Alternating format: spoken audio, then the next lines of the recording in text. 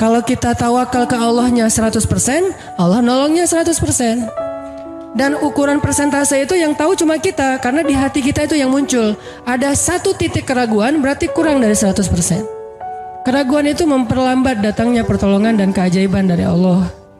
Makanya aku tergantung prasangka hambaku kepadaku. Kenapa ada orang di zaman dulu tuh kayak dapat karomah, keajaiban-keajaiban dalam hidupnya. Kayak nggak mungkin terjadi secara logika dan ilmiah.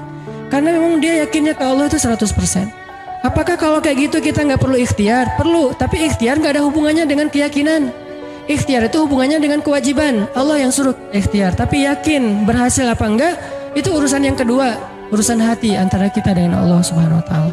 Kayak kita minum obat. Tentunya kita harus beli obat yang paling bagus, dokter yang paling recommended, yang spesialis. Oke, itu ikhtiar. Tapi kalau sampai hati kita terlibat dengan ikhtiar itu, meyakini bahwa kalau ini pasti sembuh, kalau ini kayaknya nggak ada harapan, soalnya dokter juga nggak ahli, berarti hati kita sudah terpaut dengan makhluk dan berarti sudah berkurang yakinnya kepada Allah. Saat itu kita tidak akan melihat keajaiban. Yang terjadi dalam hidup kita saat itu apa? Hal-hal yang ilmiah. Kenapa kita hanya ngalamin hal-hal yang ilmiah? Karena kita yakinnya kepada hal yang ilmiah. Kenapa ada orang yang ngalamin hal-hal yang sifatnya miracle? Karena dia yakinnya kepada mukjizat. Yakinnya kepada aun atau pertolongan dari Allah Subhanahu Wa Taala.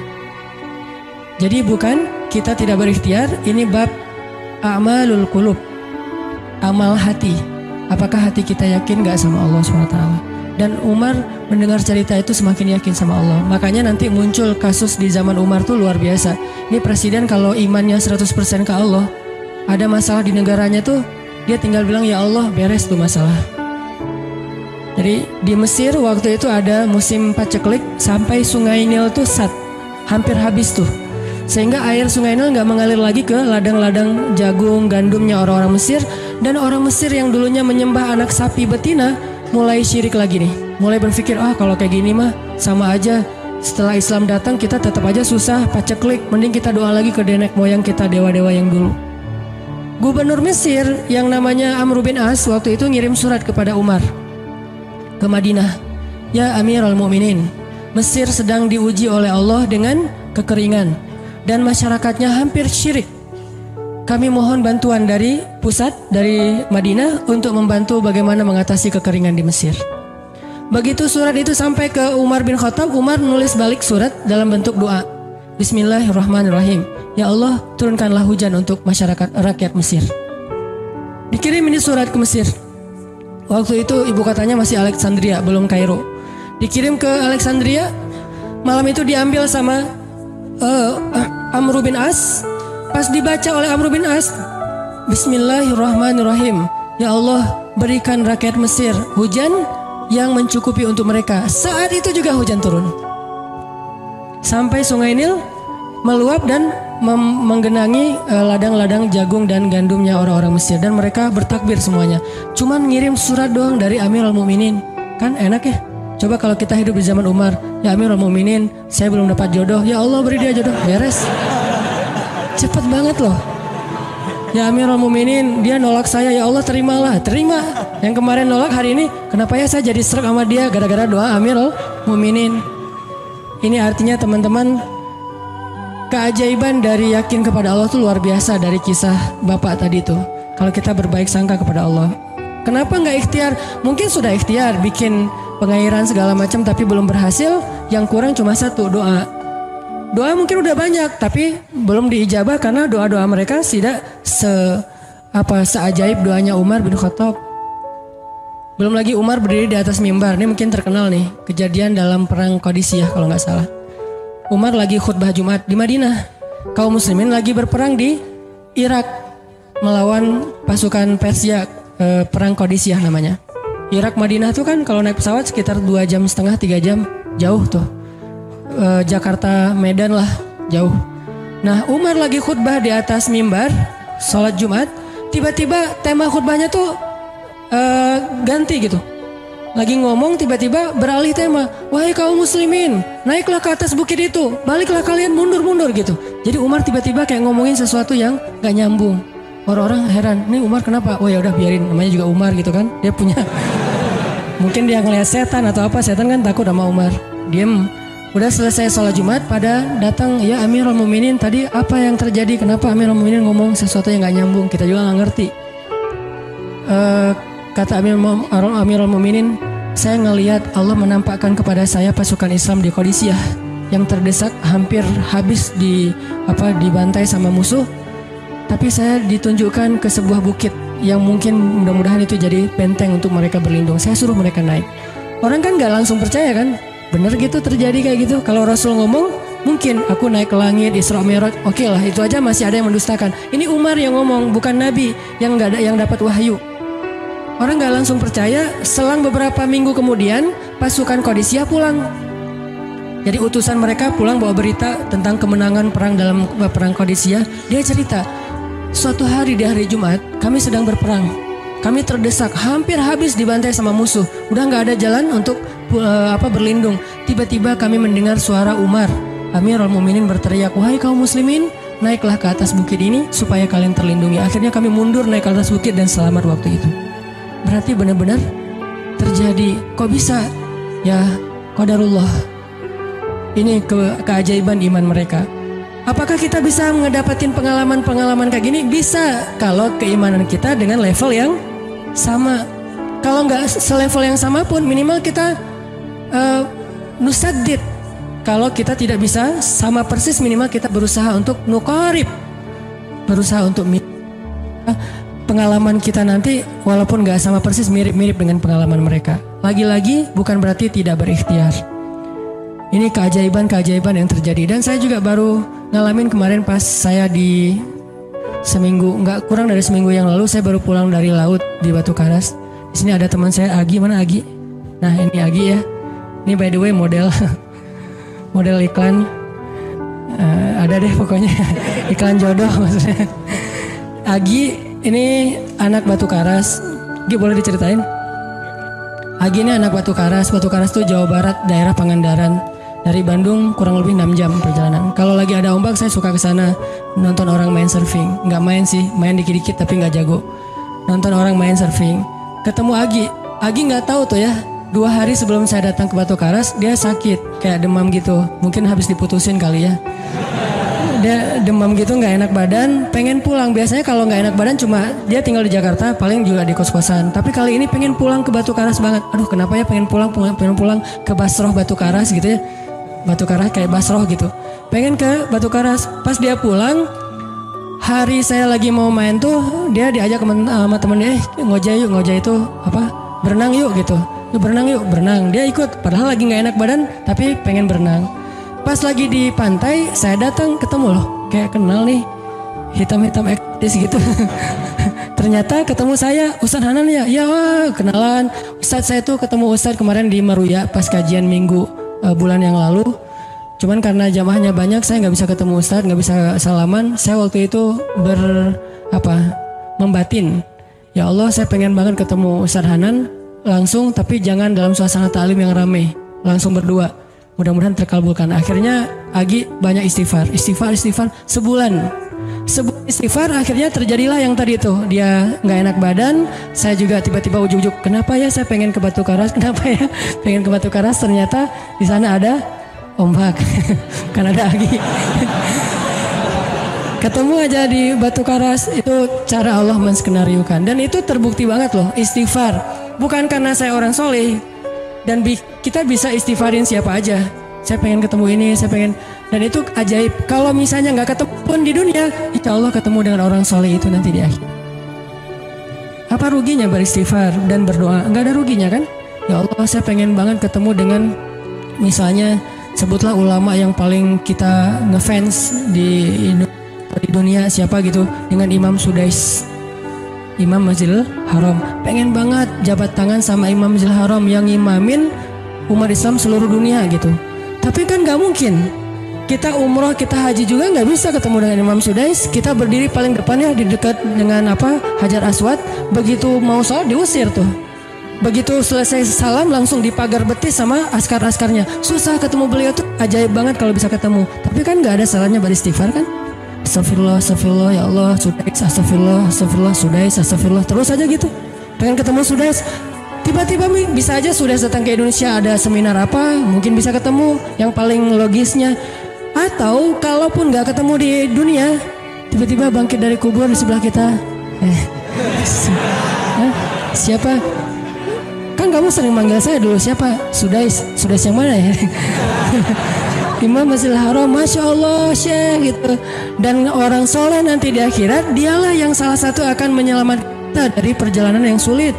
Selain syafaat Rasulullah SAW.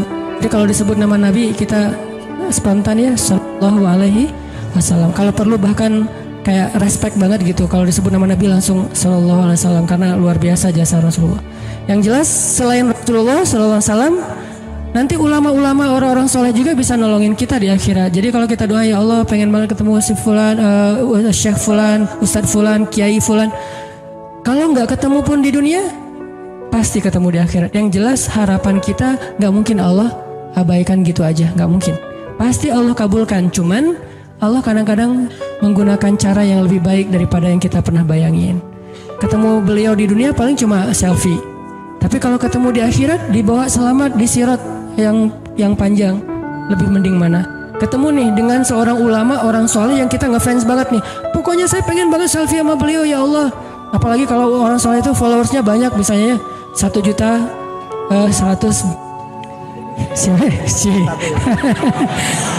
Sedikit itu mah, banyak model yang 17 juta, 19 juta. Pengen followersnya nambah kalau selfie sama beliau. Cuma nambah followers. Tapi kalau ketemunya di akhirat, nambah apa? Nambah derajat, naik level. Kita jadi selevel dengan masuk ke level beliau. Padahal kita mah malahnya nggak selevel gitu. Kenapa? Karena dibawa sama beliau. Orang soleh itu kalau mau masuk surga, teman-teman nyari teman-teman yang mencintainya di dunia. Ya Allah, mana Fulan, dia mencintai saya di dunia. Ya Allah, mana Fulan, dia mencintai saya di dunia.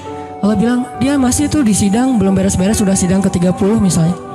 Kan sidang di dunia aja satu kasus berpuluh-puluh kali kan. Gimana sidang akhirat, lebih berat lagi tuh. Ya Allah, tolonglah dia, selamatkan dia, karena saya mencintainya selama di dunia karena Engkau. Akhirnya orang-orang soleh pada balik lagi. Dari surga balik lagi ke padang mahsyar. Demi ngapain? Demi menyelamatkan orang-orang yang mencintai mereka semasa di dunia. Datang ke padang mahsyar, cari ke bagian informasi. Tolong dong yang namanya ini gitu, panggilin. Perhatian, Hanan Ataki dipanggil sama Syekh siapa gitu teh. Saya dipanggil, datang aja. Mas, saya yang dipanggil. Benar Hanan Ataki? Ya. Mana coba buktinya? Aduh, saya lupa bawa kartu nama. Satu KTP misalnya. Udah pasti tahu lah ya malaikat sama kita. Udah masuk aja. Tuh ada yang nungguin di business lounge gitu. Jadi ada VIP lounge-nya gitu kan. Oh, saya boleh masuk VIP lounge-nya, masuk ke VIP lounge. Udah sampai di sana udah ada makanan segala macam, mereka lagi duduk. Kayak asa kenal nih, siapa ya? Dekat Hanan ya? Ya. Wah, kita sering ketemu dalam doa. Wah, akhirnya pelukan. Ada apa, Syekh? Yuk ikut saya ke surga, kan enak banget kan? Terus sidang saya gimana? Udah diberes sama teman-teman saya di sana. Saya banyak banget teman di dalam gitu. Saya banyak. Beres kan? Di dunia aja bisa gitu, masa di akhirat gak bisa? Tapi dengan seizin Allah dan Allah ridho dengan kebaikan-kebaikan itu. Jadi gak ada sia-sianya juga. Kita kan dulu saya pernah cerita yang Imam Ahmad bin Hambal kan yang pengen banget ke Basrah, dan itu ternyata terjadi juga sama Agi. Dan terjadi juga sama salah seorang driver ojek online di Bandung. Baru 2 bulan yang lalu kejadiannya. Saya lagi datang ke markasnya Pemuda Hijrah. Kita sering ada kayak rapat gitu di kantor. Markas kita namanya Masjid Al-Latif di dekat Gedung Sate. Datang dari pagi rapat sampai sore. Dan saya pakai baju main biasa, bukan pakai baju talim. Sebetulnya sama aja sih.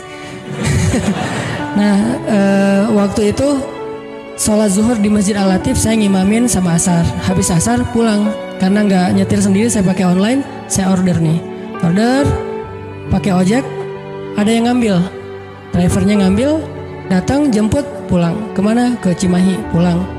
Di tengah jalan dia nanya, Mas sering sholat di Masjid Al-Latif itu ya? Saya bilang, ya lumayan, saya bilang. Iya itu masjid ramai banget, anak-anak muda pada numplak di situ taklim.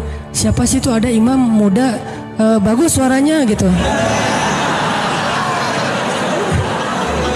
Ntar jangan GR dulu. Muzammil, oh iya Muzammil, ya bagus tuh. Tadi udah GR, ternyata salah. Oh Muzamil, benar-benar Muzamil tuh suaranya bagus banget ya, anak ITB kan? Iya anak ITB ya. Kalau Mas di situ sering ngimamin juga? Ya sesekali sih saya bilang. Dia mulai curiga gitu. Suka ikut talim juga di sana? Ya kadang-kadang saya bilang. Kenal sama Muzamil? Ya lumayan, padahal murid sendiri kan. Lumayan saya bilang. Oh Mas kayak agak asing nih. Mas tadi ngimamin sholat zuhur bukan? Ya saya bilang. Mulai curiga kan dia. Mas namanya siapa sih Mas? Hanan saya bilang. Hanan? Hanan yang mana nih? Ya.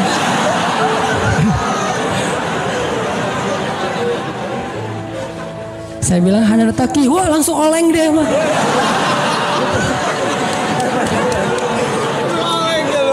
Oh Mas biasa aja Mas biasa aja gitu. Ini benar Ustaz Hanan Taki, benar. Masya Allah, ya Allah, udah gitu kayak terharu gitu, heboh, semua orang pada ngelihat lampu merah lah gitu ya, pada ngelihat semuanya. Saya langsung pakai masker sah gitu. Ustadz tahu nggak Ustadz, saya sebulan ini istighfar terus habis dengerin cerita Syekh Imam Ahmad bin Hambal yang ke Basrah, saya istighfar, ya Allah pengen banget ketemu Ustadz Hanan tapi jangan ditalim berdua, jadi bisa curhat-curhatan gitu. Ternyata Allah bikin skenario, saya order ojek online, dia ngambil, jadi ngobrol di jalan sampai ke rumah, akhirnya bertamu nggak pulang-pulang. Wah ini luar biasa bicara Allah. Dan wallahi teman-teman, dan itu terjadi. Jadi udah 2 kasus nih yang saya alamin ya. Satu Agi, satu lagi yang ojek online tadi. Dan dua-duanya hajatnya sebulan Allah kabulkan. Jadi kalau ketemu saya aja sebulan gampang, masa ketemu jodoh bertahun-tahun gak dapat ya? Gimana nih? Istighfarnya gimana nih? Ini terutama buat cewek-cewek nih. Kalau cewek-cewek kan nggak bisa nyari. Masa cewek kayak kepo gitu kan nggak mungkin. Pura-pura follow, nge-like. Kok dia nge-like terus yang first like lah gitu. Nggak mungkin kan. Cewek kan agak-agak jaim. Ya udah istighfar aja deh. Banyak-banyak istighfar. Tiba-tiba ada yang kesandung jatuh di depan cewek. HP-nya jatuh. Dia pergi, HP-nya nomornya. Nggak penting sih ceritanya. Pokoknya ada. Ada jalan dari Allah yang kita nggak ngerti nih, yang jelas bisa. Kita tinggal yakin aja sama Allah, istighfar, Allah yang kasih jalan. Walladzina jahadu fina lanahdiyannahum subulana. Pokoknya kalau kalian bersungguh-sungguh kata Allah di jalan kami, udah kami kasih jalan-jalan keluar yang subul, jamak dari sabil, banyak banget jalan keluar di sisi Allah. Yang penting kita jahadu fillah, berusaha di jalan Allah SWT.